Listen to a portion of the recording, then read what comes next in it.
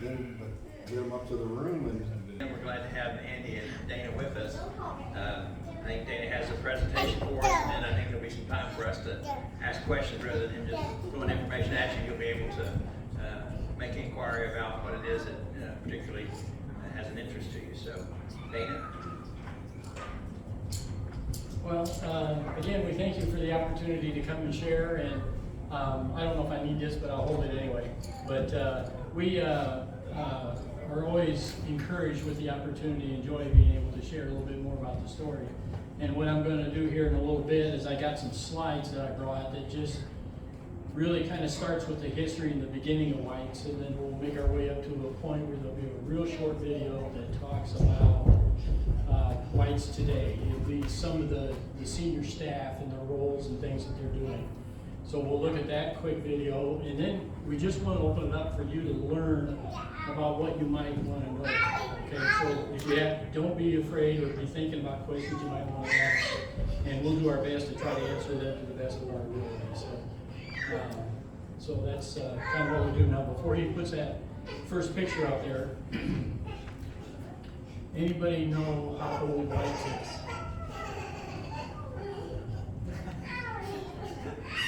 Yeah, he's seen the slide. He's got his hand up. Over 150. 173, very good. So you saw the slide. Okay. Well, thanks for being honest, because now you don't get the prize. So, but yeah, we've been around since 1850, and there's not a lot happening in the world. There are not a lot of places that are still active and doing ministry since 1850 as well. So, Andy and I couldn't be more humbled than what we are, just to have the opportunity to be trusted with part of this. And so Jericho started in 1818. 1818. There's always going to be somebody that shows up. There's always somebody that's got a better story. They've been around long. Yeah, well, they did come to the Indiana meeting and have the story. Do you know much about Josiah Whites? Would you like to hear a little bit about him before I get started? A little bit more? Okay. He grew up in a Quaker home. He was only around 5 or 6 years old when his father passed, so he knew what it was like to grow up in a home without, both parents. And being an older child, he went to work so that he could help support the family, and which was in a hardware store in town. And he ended up buying out the hardware store and kept it going. It was his uncle that owned it, so he bought it for his uncle and kept it going. And he decided that he was done with that and just sold it off. And because he had all these things in his head of things that he wanted to do. And he got involved with a group that figured out how to use anthracite coal to smelt metal. So as soon as they figured out that that really worked, he got one of his best friends that had more money than he did and said, we need to buy that mountain full of coal. So that's what they did. They bought that, and he went into business, and he, I can't remember how many patents he has, but he has a lot of patents for some of the ideas he had, including the bear claw system for canals and rivers. So that when they got that coal out of the mountain and they needed to get it to the plant down the river, he wanted to always have enough water to be able to move that. So he developed that plan. They would build a container to haul the coal down the mountain. And it was a brake system to help control it. And the 2 donkeys that was going to pull that back up to the top, or come back up to the top, they would have those 2 in the back of that same cart with all the straw they wanted to eat all the way down, so they'd have the energy to pull that empty cart back up. And so just a lot of things. And then what they used to haul the coal down the river, all the wood and everything with that, they would, when they got to their destination, they'd take that out of the river and not worry about getting it back up. They'd tear it apart and sell it for lumber. Because they had plenty of trees, they were building more so they could just keep that cycle going. And also, being a community that had rivers in it, there was a lot of times people couldn't get to work because the river was too high and they couldn't cross the river to get to work. And he knew how much those families depended on that husband or father to be able to work.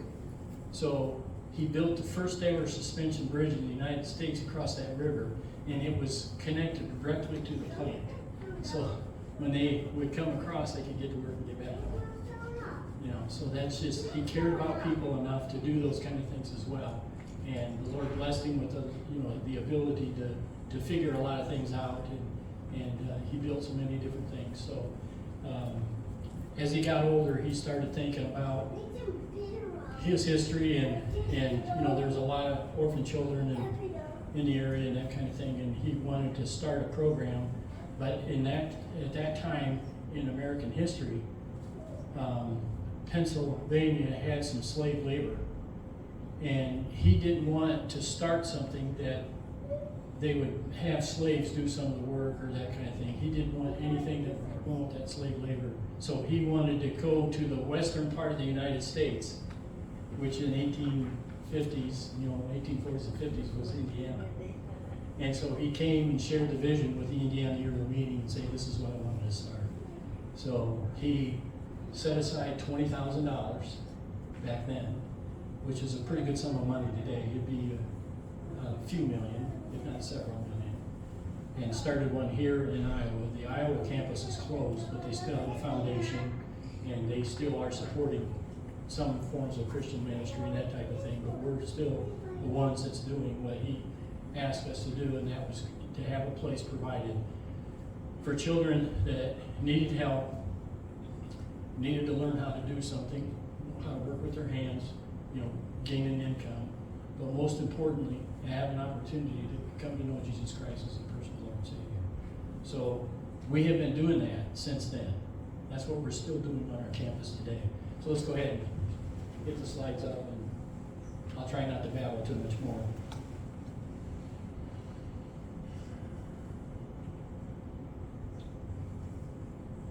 So there you are, 173 years old. So I just want to show you some slides here of, this is Josiah White himself, as far as that goes. And he wanted to, you know, left the funds in his will to set up a place for children in need. Then from there, we're gonna, Josiah, I guess I better stand back here so I can read it. Josiah wanted, actually, Andy probably should do the reading. Josiah wanted a place for students to gain an education, good work, and ethic, and learn about God. So here's some of the early on pictures that we found in some of our files. And we actually bought the land from the Miami Indians. So they negotiated, you know, the Indian agents at that time, you know, in our American history, they were charged with the efforts of being able to get the Native Americans to the part of America that we thought was theirs, and that we were going to use for our own purposes. And, you know, that's an unfortunate thing. But so anyway, these students, you know, the Indians then moved out west. It could have been Nebraska or the Dakotas and different places out there. But there was a contract with them that when their children were old enough to get an education, that we would take those kids and help them to learn how to read, write, do arithmetic. So they would leave home for 3 years and come to Indiana and stay in the same buildings and everything that the rest of our students would use, just for the purpose of learning how to do that. And then when they were finished, they could go back home. And so, you know, they would do that. And then, you know, being out in the middle of nowhere in Wabash County, they had a full-blown farm program. I mean, the only thing they had to buy when they got all this put together, all the buildings up and everything set, the only thing they had to buy was electricity. They did everything else right there on campus. They raised all the produce, they had their livestock, you know, they farmed the land. The kids would go to school 1 week and then work on the farm 1 week, and then work in the field 1 week and work on the farm 1 week. Others had chores like milking the cows and doing those kind of things.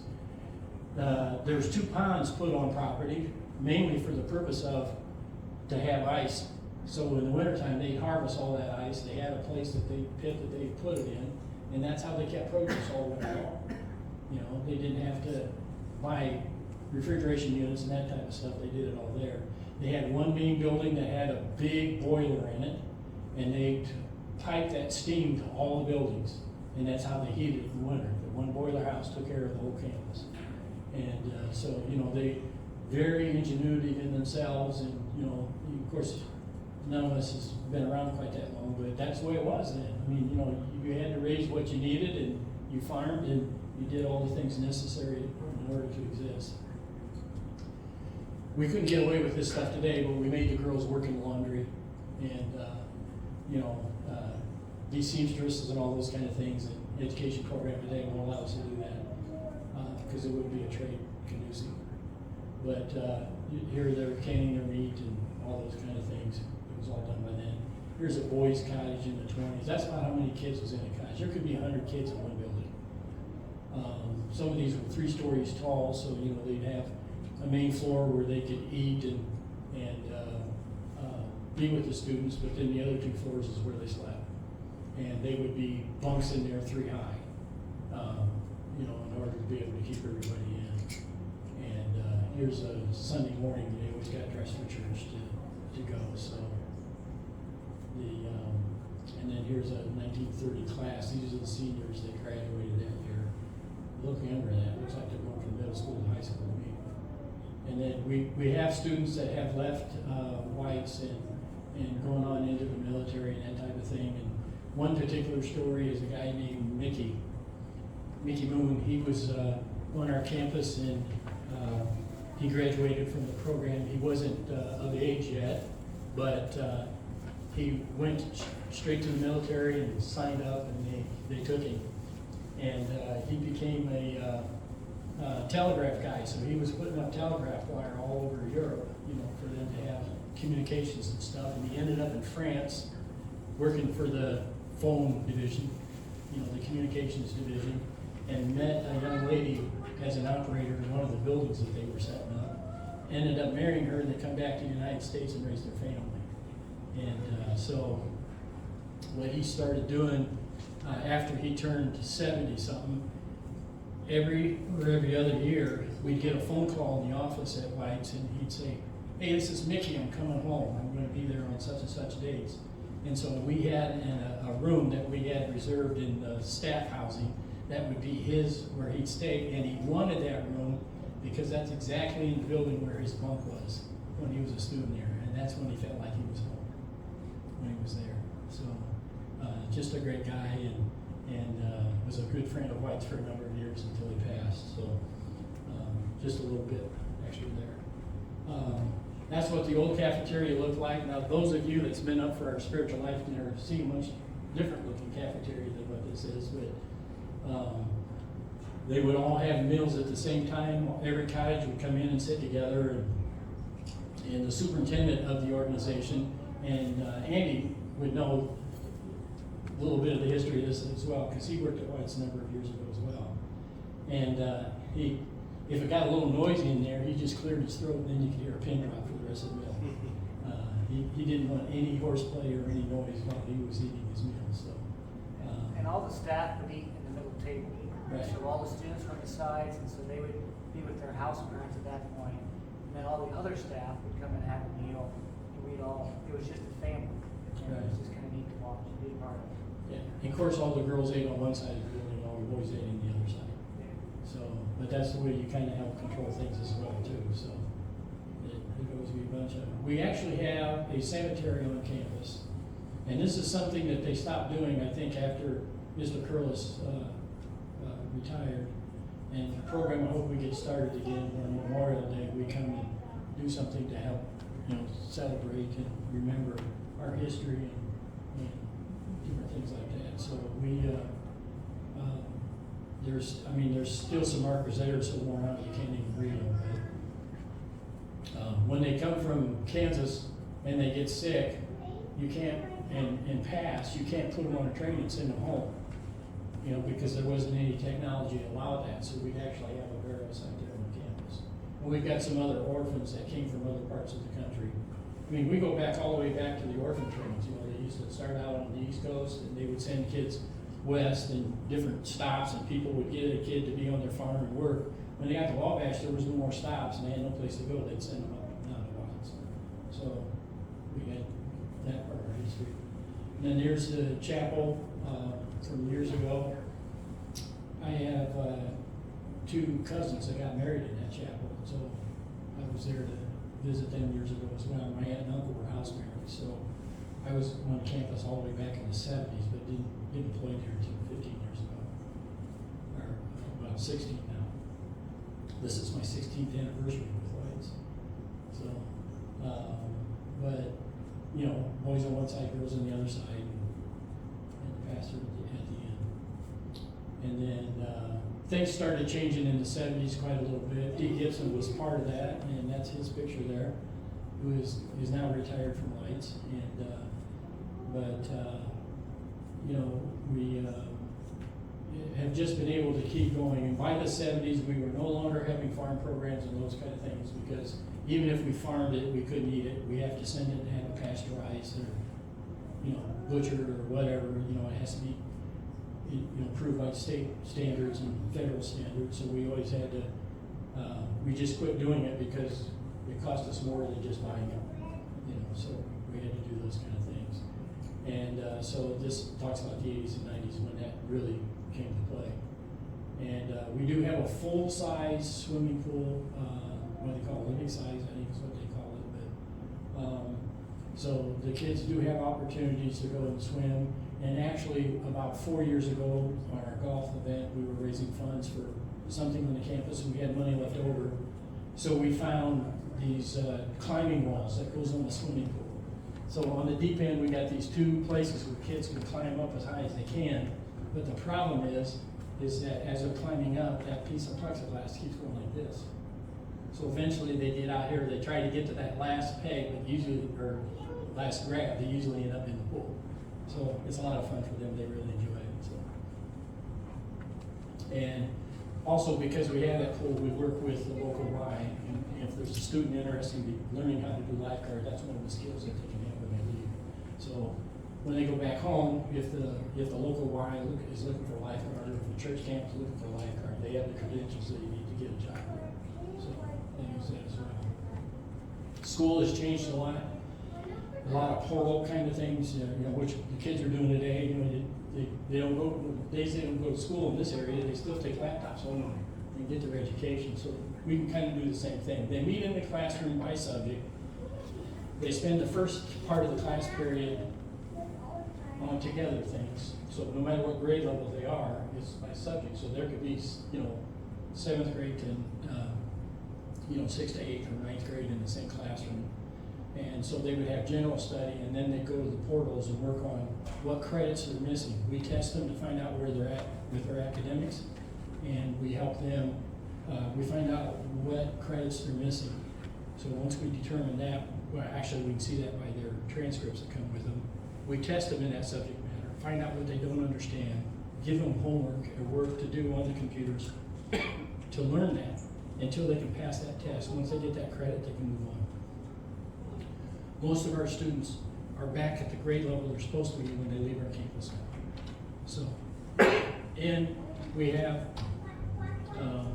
because of the shortness of term that the students are with us, we have graduation every month.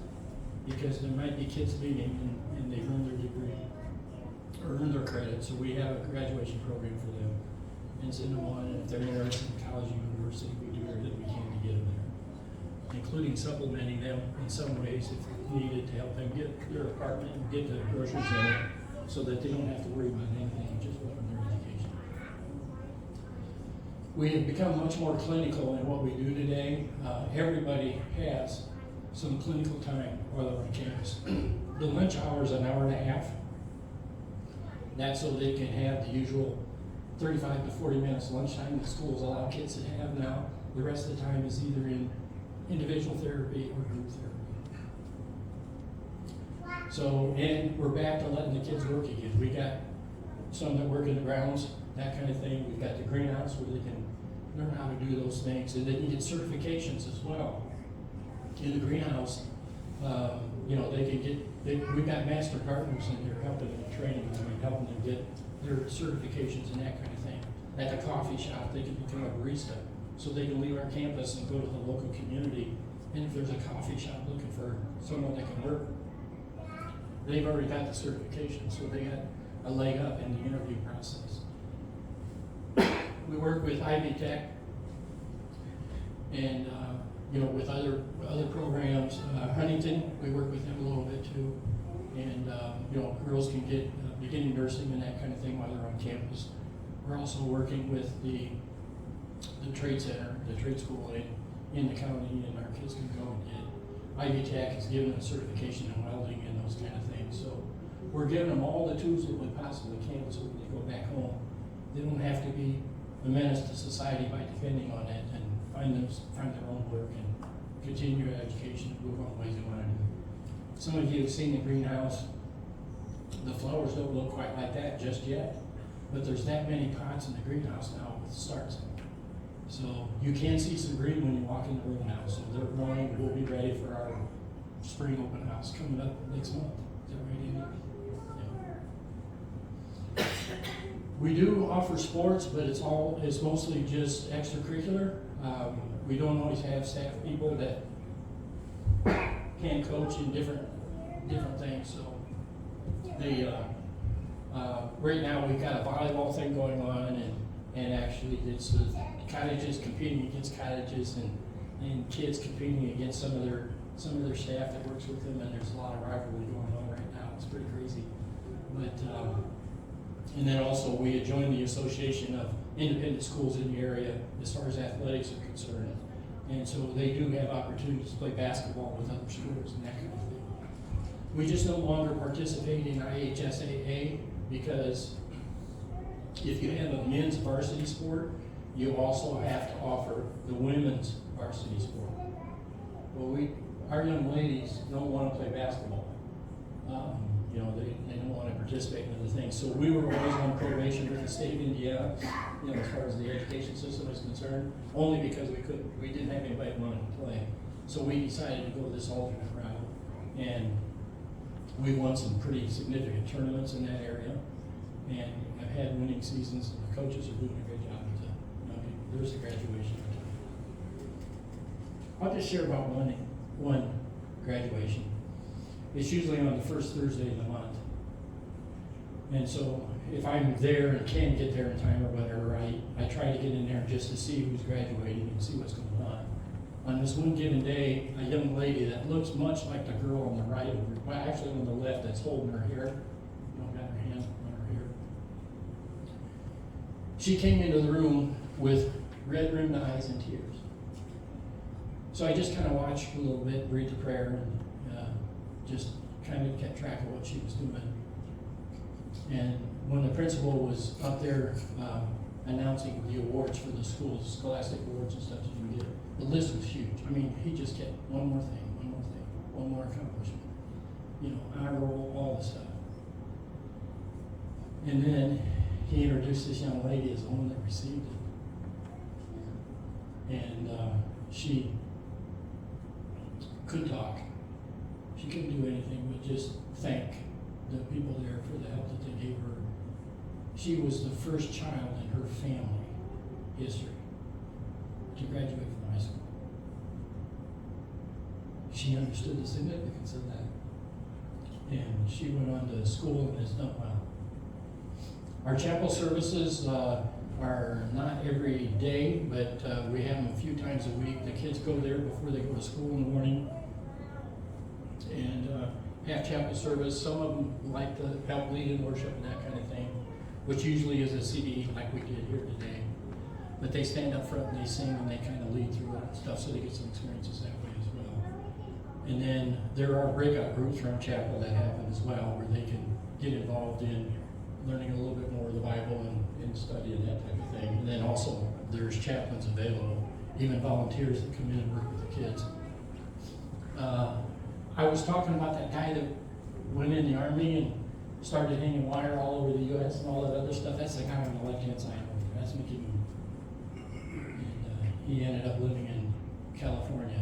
He stayed in the the big High Plains Desert over there. And then this is us today, Josiah Whites. That's our name. That's what we're operating.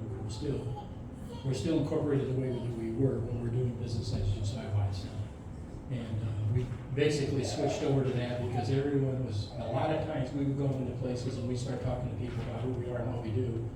One of the questions that come up pretty quick was, well, why do you only help whites?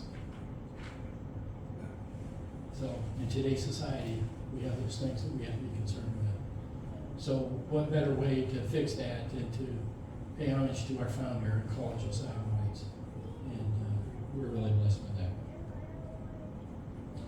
Okay, at this point, we're going to switch over to a video. This is real quick, it's a minute, and it's leadership today that's talking about Josiah Whites today. And then we're just going to open up to questions, and Andy will answer them for you.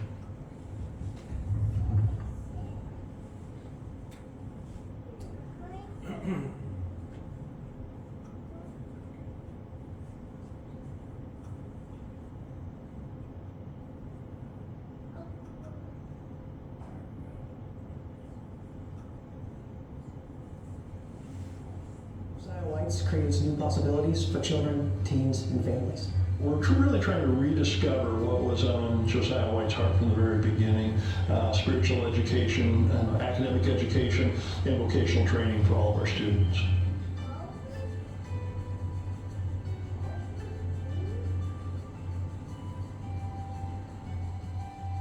Our foster parents see this as ministry. They're opening their homes to children in need because they know that's the calling that Christ has put on their lives to help others. I got arrested at 15 years old, and I ended up going to White's, which was a miracle in itself. I should have went to Department of Corrections. There are times where I look at a student from when they first came here and when they're leaving, and I just don't recognize the same person because they've grown so much. We seek to serve others, and we're hoping to make an impact on their lives. Oftentimes it's our lives that are impacted.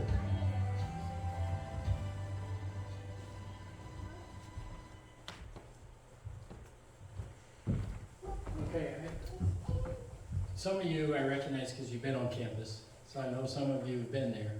But if you haven't done that, we'd love for you to find some time to do that sometime in the near future. You can pick the day and the time that works best for you, and our department is staffed in a way that we can help you out and do that. And if you want to bring a friend along, we encourage that as well. If you show up during the day, then you got a chance to maybe do some shopping in the garden center and the greenhouse and that type of thing. And we've got a friend from Carmel, Indiana. He and his wife show up in their motorhome, so they have enough room to haul back the plants that they buy. So they've got a nice big yard, and they do a lot of decorating, and they're just thrilled to have the opportunity to have it be something that came from a ministry like we have. So, what kind of questions do you have?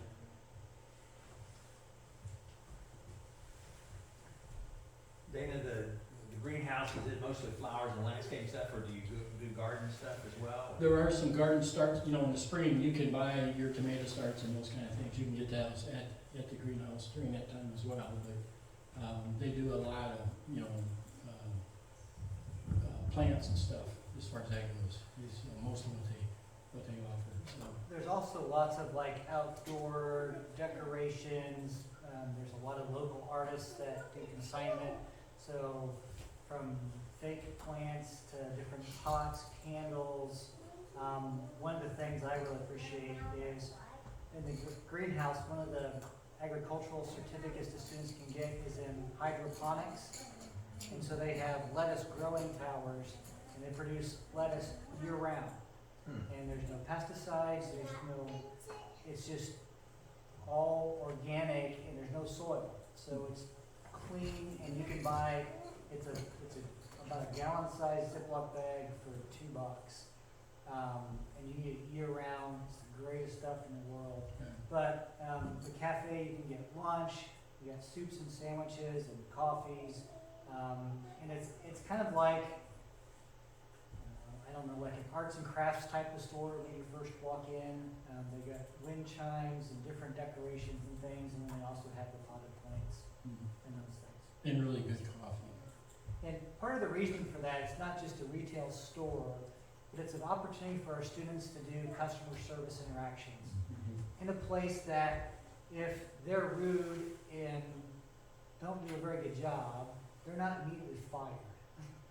Our staff walk alongside of them and say, hey, we really need to work on this and that. And it's an apprenticeship where they can actually pour in to the students. And so when they leave there, they actually have the skills to go work in a job, and they're not learning it on the job and losing 5 jobs until they figure it out. And so it's really neat. One of the things I enjoy when I go there is seeing the staff interacting with the students, and it's really that pouring into one another that makes a big difference. So last time I was here, I mentioned a student that got a job in Fort Wayne at the chocolate place that he was scared to go home because he knew he was going to go right back into things. But because of his certificates and customer service training, he actually got on at the brand chocolates in Fort Wayne, which was opposite of where he grew up. Well, that was Ethan, the boy that was in the video that we were talking about. So he was a student that didn't want to go back to his home environment because he knew he was just going to fall back into the same things that got him arrested to begin with. But because of the skills and his ability, he was able to transplant himself and actually sustain and survive with the skills he got from working with. I mean, he's an awesome kid to begin with. I mean, there's some kids you know are just going to make it, and he was one of those students. But we're really blessed. I'll let you ask questions here, but the Don Wood Foundation out of Fort Wayne gave us a grant and a scholarship for the Student Success Store. And so they said that, hey, when your kids leave and go to a job interview, they got clothes. If they're going to go in a welding field, do they have the gloves and the helmet and the things that they need? And we're like, well, generally we try to do our best. They're like, well, we're going to take care of that. So there's actually a Student Success Store that people can donate towards.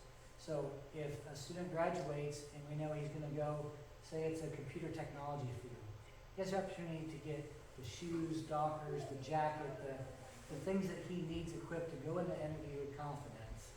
And depending upon his field, it may be a laptop, it may be an iPad, it may be a welding unit. Those type of things we can send on with him to help them to move on. So. Where do referrals come from? The referrals, we're licensed in every county in the state of Indiana, so they come from DCS or Department of Corrections, one of both, either. So, and they usually come with an end date. They know how many days they want them in our program.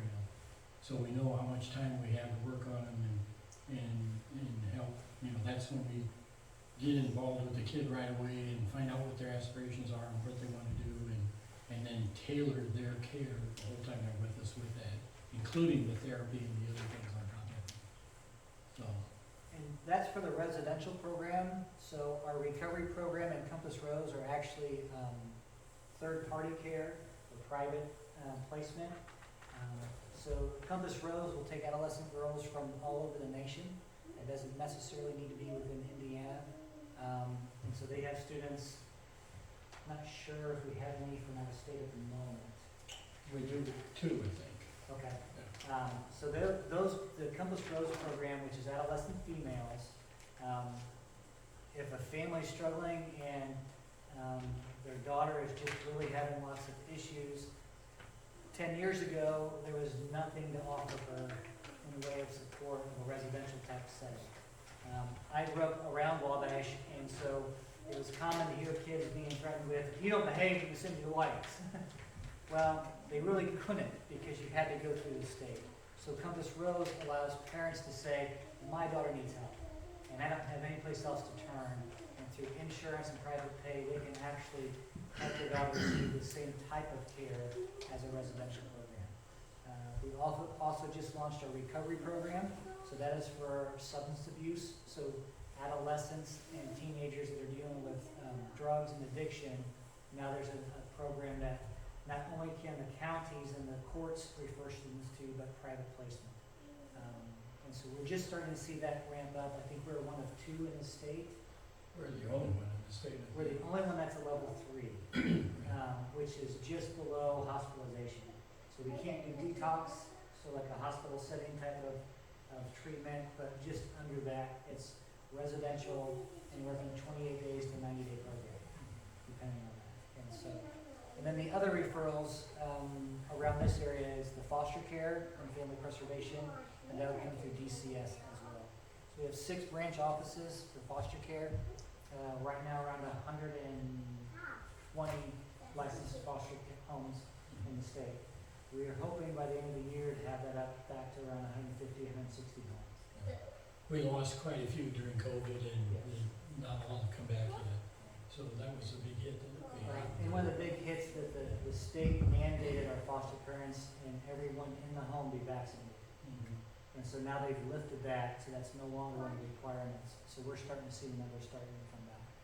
So, And the academy students are generally about 2 years that they're with us. They can be a little longer, but for the most part, they're around for a couple of years. And they have their own class and everything. It's all done because they're from all over the state. It's just girls, and so it's kind of an enclosed kind of a program. Yeah. So their meals are still cooked in the main, some of their meals are still cooked in the main building and then just sent over to the academy. But they also, part of their care and part of their learning is they come together as family together, and teams are so many, and learn how to cook and do those kind of things. So, they prepare the meals for the little cottage for the ones that aren't prepared in the cafeteria, so to get that experience. And back to the lettuce, I want to tell you, that lettuce is amazing. He's right. You could walk up to the tower, and nobody was looking. You could pull some off and eat it. It is that clean and that fresh, and it's just absolutely incredible. And my wife and I, we buy it. We're usually on campus on Thursdays. I'm supposed to be retired, but I show up. But we're there every Thursday. But we bought some, went to Minnesota for a week or so, come back, and it was still fresh. We could still eat it right out of the fridge. It was just really good. So, it's worth it to go after it. And it's only $2. You can't buy that in a grocery store. So, okay, any other questions? You've talked a lot about high school age. Is that mainly the age of students you get? We have from 14 to graduation, on campus. Anything, most of the referrals under that age is through foster care because it's been known for a number of years. Children that age don't do well in a group setting like a campus. It's hard to be 13 and have an 18-year-old brother you never had tell me what to do all the time. So, we found that to be the better way for it. Is your fostering care, like your program, is that different than the other agencies around the area that are? yeah, and depending on the agencies, there's 2 different types of homes. So it's this county home, so you go strictly through DCS, and that's pretty limited in support and resources and training and things of that nature. And lots of hoops for you to jump through, but they don't really follow up and provide the same type of assistance. The private foster care placements, what sets us apart is that we are unapologetically Christian. We are shooting to certify all of our foster homes with family teaching models. So that's one of the best practices, therapeutic model for the homes. So this would be similar with other private agencies, but 24/7 access to a case manager, emergency placements, crisis, those kind of things. One of our workers will be there right now, basically. Part of my time I was a clinical supervisor, and so it was not often, but on occasion we would have case managers out in the home at 1 a.m. depending on the sometimes we'd have emergency placements. I can still remember my last placement before I transitioned out of foster care. 2 o'clock in the Bob Evans parking lot with a 1-year-old and a 3-year-old.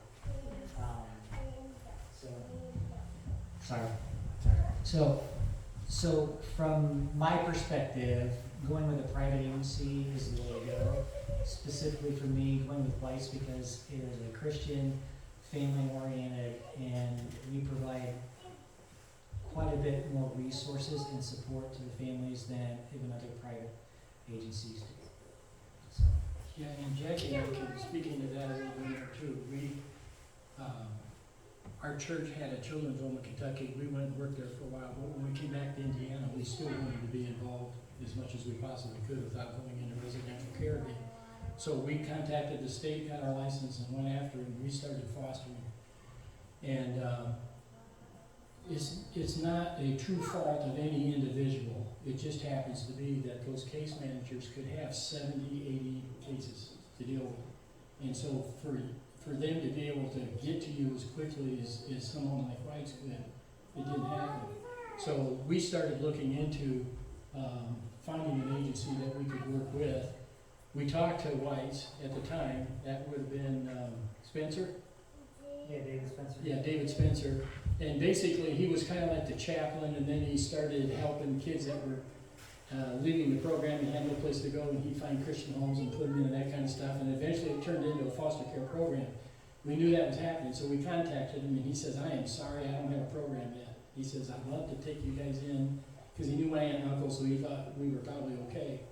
And but you know, he was ready to make the decision, but he just couldn't do it because he didn't have a program in a way to facilitate it. So we found another Christ-centered organization up toward the northern part of the state, and I tell you what, it was night and day difference. We called them, we got a call back.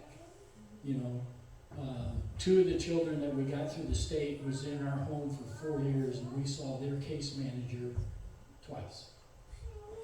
And there was so many needs that they needed that we just had to take care of it. You know, we just took care of it, and we ended up adopting both of those, and so now we have more grandchildren than we were supposed to have because we had 2 more kids. But anyway, it was just really great. But you know, if you know someone that's in that and looking for help, we really would be a good resource to contact. And we have individuals. We have an office in we don't have one in Anderson anymore, right? It's in Indy, and yeah, Indianapolis would be the closest one to here. So Do you guys strictly stick to Indiana, or do you go to Ohio a little bit? no, we're licensed in the state of Indiana. The crossing state lines got more and more difficult, and we just didn't have the staff to be able to keep up with that, so we only do Indiana. You know, that's where our license is held. Are you at capacity most of the time? Is there a waiting period sometimes? Now, are we still talking foster care? No. Oh, yeah. Or Yeah. actual on campus? Yeah, on campus not so much anymore because, again, we're limited by the referrals that we get. It also can be limited by staff in our situation where we won't be able to meet the quota for the students that they bring with us. We don't take children across the board. What's our treatment? I can't, what do they call our treatment? We take The maladaptive, the MAPS program and the track. Right. You know, we specialize in a different area. So at this time, we do need, I mean, this is a real prayer thing, you know, that the church can do for us is pray for staff, you know. Not only in foster care, we need foster homes, but we need people on campus at the same time. Currently, we have about 60 students on campus, and that's about 50% capacity, and that's solely based on staff. Right. We could fill the other 50% tomorrow if we had the staff that we need for that. And so we're running at capacity, and we have waiting lists and referrals. We just don't have the staff capacity to meet those needs currently. On the Compass Rose, the private girls, we have 6 beautiful homes, and currently we just reopened a second home because of staffing. Now, the first 3 were scheduled to open the end of this year, so those 3 we knew wouldn't have staffing or whatnot.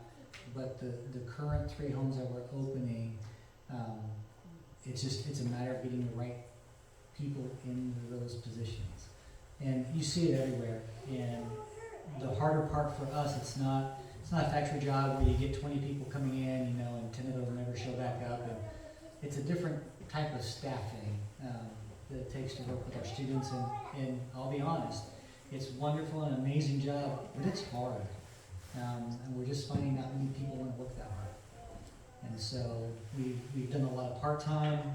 I actually know a retired pastor in the Marion area who just was kind of blown away when I had lunch with him one day. He goes, well, that sounds like something I could do. And they take people my age and this old, and I'm like, no, just go ask, because I didn't know.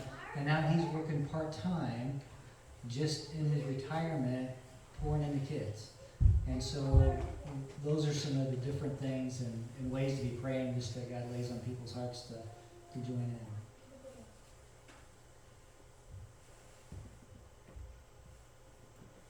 If you were looking for a foster program like in Ohio, would you, is there criteria you use to, like you said, the one in the north wasn't as good as the whites Yeah, program?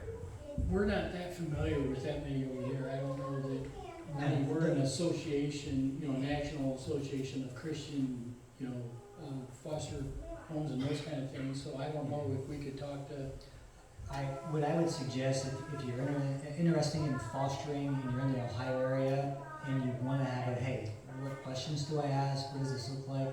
I invite you to our Indianapolis office and meet with our family resource developer. So that's kind of our foster parent recruiter and whatnot. And more than happy to pour into you to say, here's the questions to ask. Here's the scenarios to bring up. Here's the things to look for. And because they'll know exactly, you know, they're going to tell you this. Ask them what it really looks like in practice here. And, you know, what's 3 visits a month? Okay, what does that mean? It's not oh yeah, I saw them in the grocery store, check. So there's different areas like that, and I'd love to be able to connect you and just kind of give you the resources of knowing what to look for.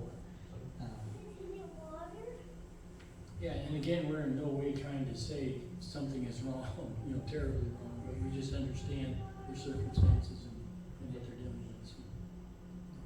And there's a lot of, well, even adoption, we've learned there's a lot of hoops and different programs. Yeah. Some people are making money on it, some people are, Yeah. Yeah. it's crazy how much difference there is in the different programs Yeah. or organizations.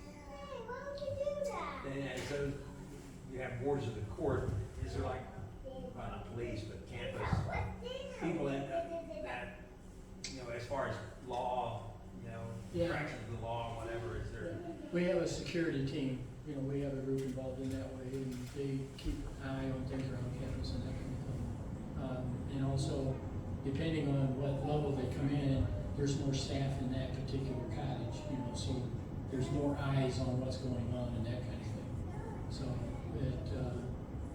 it is an ongoing concern, but you know, we're doing. I think we do pretty well with what we have. Yeah. When one of my first jobs on campus, as I was going to Indiana Wesleyan for my social work degree, I was actually a night watchman on campus. And so I worked from 10 p.m. to 5 a.m. and I'd walk through the cottages and count heads in beds. and that was kind of security at that point. Now it's 24/7 wake staff, supervision-wise. And what I can say is that therapeutically, our staff are trained well enough. Now, they're also trained in restraints, and if things really go kind of crazy, but from my experience is that they've been trained well enough on the therapeutic side of things that once kids get there, we don't really have very many escalations or kids breaking the law. And I mean, we do have some kids that try to run away here and there, but since I've been there for a year compared to when I was there in the 90s, it's night and day different. I mean, in the 90s, kind of a wild place. I mean, we had a specific unit called the WISP unit, which was Lights Intensive Supervision Program. So when kids really couldn't handle themselves in their cottages with the house parents, then they would lose points and end up into that facility. And that was an orange jumpsuit, no shoes, no doors on the rooms, 24/7 eyes on the kid. That program doesn't exist anymore. There's nothing anywhere close to that. And so most of the behaviors and things are handled within the homes and the cottages. And I think we've just gotten a whole lot better at working and dealing with kids. Yeah, I think the biggest change that we see on campus is that we're Christian and clinical at the same time. You know, you don't have to choose clinical or just choose Christian. We got it all together. And so the work that's being done is tremendous. I mean, it's just amazing to see. Kids, we see kids come on campus and we're thinking, I don't know, you know, and then 6 weeks later they're working in the greenhouse and they're treating you like a person. I mean, they're making eye contact, having conversations with you, and talking about things that's going on in their life, and even sometimes say, hey, can you pray for me? You know, I mean, it's just amazing the transformation that can happen in just a few short weeks of their life. And just one thing to know, and this is not an infomercial sale by any means, but our spiritual life program that we pour in the kids with, that is 100% funded with outside dollars. Not a single state referral dollar or per diem or anything goes towards that program. So there's never going to be a case when the state says, hey, you can't offer that. None of your money goes to that. This is completely outside. It's private funded. That's what people give towards. So every kid has the option. It's not mandatory. Back in the 90s, it was mandatory. Everybody went to chapel. Everybody did that. But I would say our participation rate is in the upper 90s. One, because kids would rather go sit there because it's about the only time that the girls and the boys are together. So that's a big draw for them. And if they don't go, then they just end up sitting doing busy work, and that's boring. So they'd rather go and sing and kind of hear what's going on. And so to be able to do that, it's expensive. And so we have spiritual life director, John Trimble, and his role is to not just oversee the work with the students, but also the staff. Josiah White's, this is one of the few places that I've been a part of and worked in that the attention to and the desire for their staff to be walking with Christ is at the same level as our desire for the students to walk with Christ. Opportunity for people to pour into you as a person. In my role, I get to spend an hour a week on the clock in the Word of God. Right off the top. And the expectation, everyone that is employed there gets the opportunity and is not really required, but to walk through a Lead Like Jesus program. And then we have staff devotions, we have Monday morning, there's a staff prayer time. The opportunities there to pour into the staff is significant. And then we have a chaplain for the residential side for the boys and girls, and then we also have a chaplain for our Compass Rose program. And so we take that program extremely serious. And so that's one of our key fundraising goals for the year, to make sure that we can continue to operate that. Because it's non-negotiable. I'm going to be happy.